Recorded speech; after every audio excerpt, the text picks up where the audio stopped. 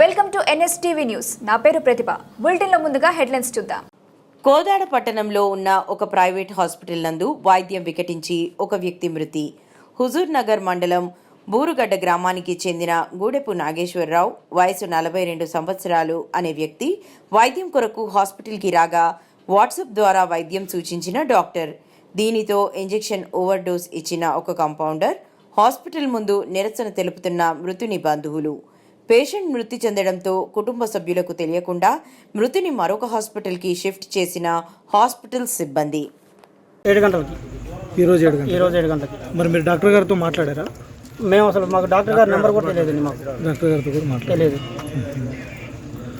Doctor గారితో ఏం మాట్లాడలేదు. మాకు అవకాశం కూడా లేదు. మీతో సిబ్బంది ఎవరైనా మాట్లాడారా? లోకల్ హాస్పిటల్ సిబ్బంది ఎవరైనా మాట్లాడారా?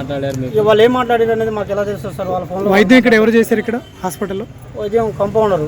ఏం పేరు? పేరు అయితే మాకు కూడా తెలియదు సార్. కంపౌండర్ చేశాడు. డాక్టర్ గారు లేరా? డాక్టర్ గారు లేడు.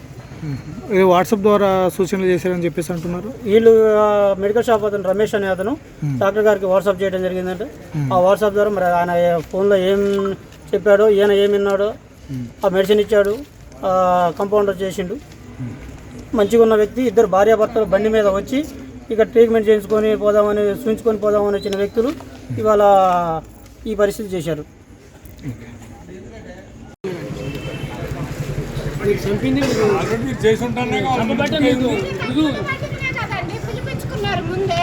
మీరు ముందు మీ ఏమన్నా కానీ ఏమైనా కలిసి మాట్లాడటం కానీ ఏమైనా గొడవ చేయడం కానీ ఏమన్నా హాస్పిటల్ మీద ఏమైనా దౌర్జన్యం చేస్తే అప్పుడు మీరు పోలీసులని పిలిపించుకోవాలి.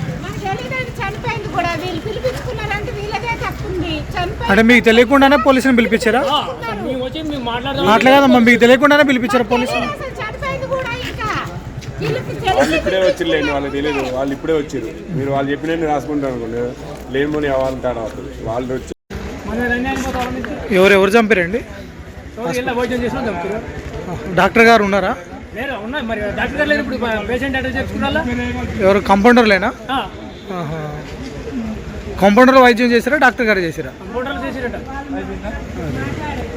వాళ్ళ అన్నయ్య, నేను సొంత అన్నయ్యని. భర్త భార్య బూరుగడ్డ నుంచి 18 కిలోమీటర్లు దాని వచ్చింది.